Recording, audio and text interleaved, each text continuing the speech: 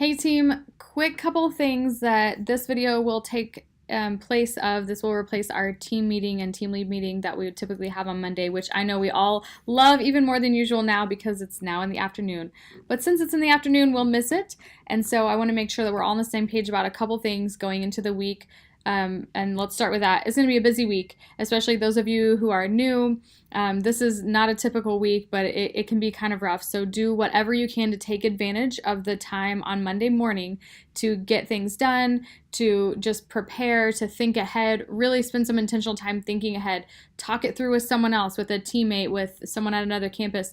Make sure you're thinking about what do I need to be doing today to make sure that I don't make myself get in a bind going into either Wednesday night or the weekend or anything like that. So just think ahead. On that, I would love for everybody to put an out of office message on their email for Monday, Tuesday, and Wednesday, at least Wednesday until all staff is over. Again, this just helps set clear expectations for people who may be trying to contact us. I just want to make sure that anyone within the organization knows where you're at that week, but anyone who might email you from outside the organization, we want them to get an automatic response that gives them clear expectations about when they can expect to hear back from you. So we want to honor people in that way, and so make sure you put an out of office on there. Expectation is still the same though as far as follow-up from the weekend.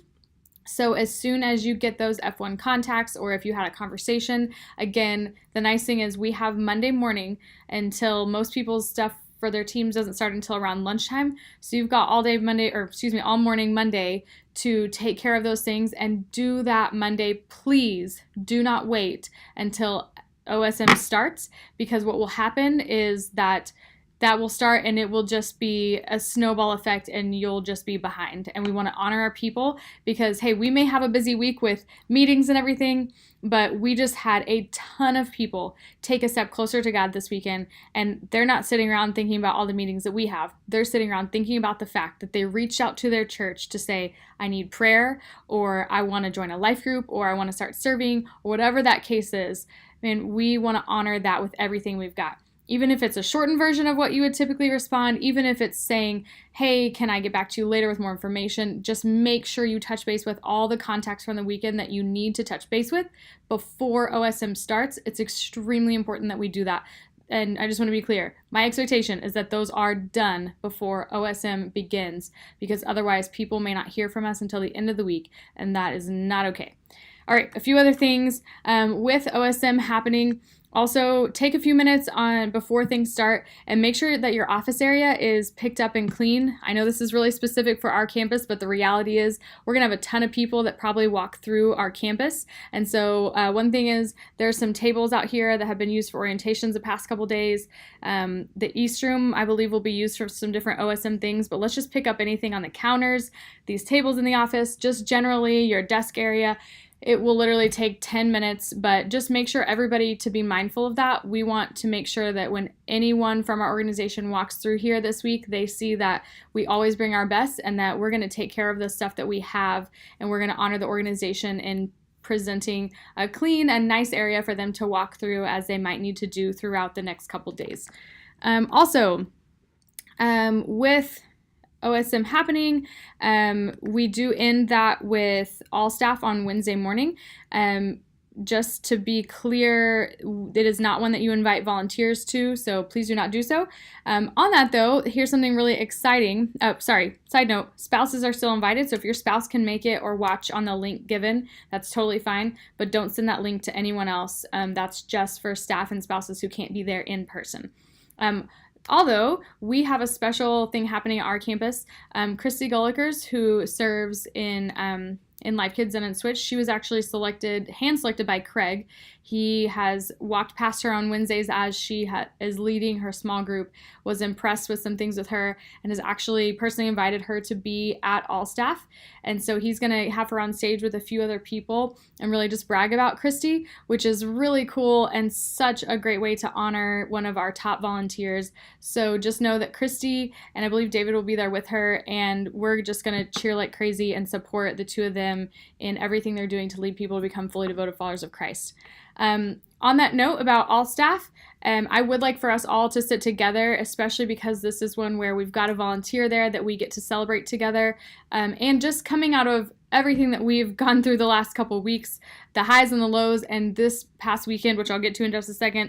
I just want us to all sit together so we can worship together and celebrate together. And so would love for 3 or 4 people to just nominate themselves to be there early and make that happen as far as seats being saved.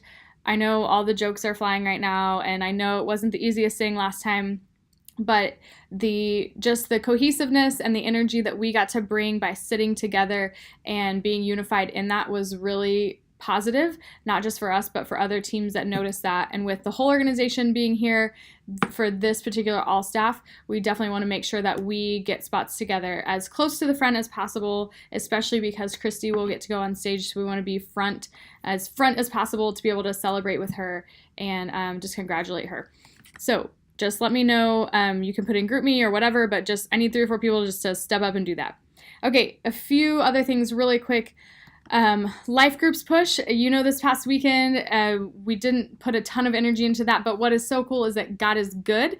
And despite the fact that I literally talked about life groups for 15 seconds, because there was something in the lobby that was noticeable, because we're wearing these t-shirts, because God is moving, we still had dozens of people express an interest in joining a group, and also a handful of people step up to lead a group. So at this point, you guys know we have a goal to start 30 new life groups through this series. We're not quite halfway there yet. Things haven't gone as typical as we had expected when we planned this out. But here's what I know. We got 2 weeks left, and we got all the momentum in the world. Chad will be up on stage with me this coming weekend. And so just know that we're going to keep pushing on that, but I'm really proud of and excited about what we are seeing, despite even talking about it less than we had planned on. And God is just really moving in a special way to help people get plugged into community, especially a lot of new people that we're seeing here. So that is a huge deal. This weekend, well, let me just back up a minute. So because of what happened this weekend, I'm expecting that every piece of communication that you have with any volunteer on your own social media, taking someone to lunch, emails that are going out, your Facebook pages, any kind of communication that you have the availability to do with anyone that will see that from our church this week, we have got to be pushing to invite. After a week like this, how can we not want to bring someone else with us to experience what God is doing?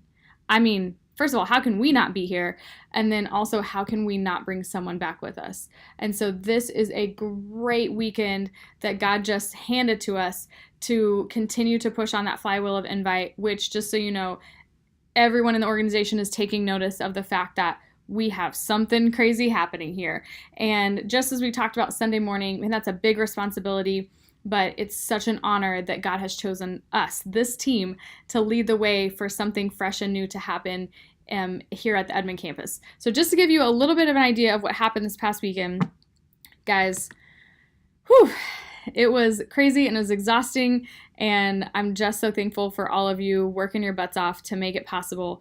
In addition to all the people who took a step with life groups and just in general, like, prayed for people. I mean, all these other things that we could celebrate, the incredible stories. I mean, I think I heard from every single person a great story from this weekend, just someone who was back who hadn't been in a long time, restoration, people who were here for the first time, people who gave their lives to Christ, people who were worshiping like never before. I mean, we all have incredible stories from this weekend, but I just want to celebrate exactly what did happen this weekend. I'm going to put a pause there because I want to end with that.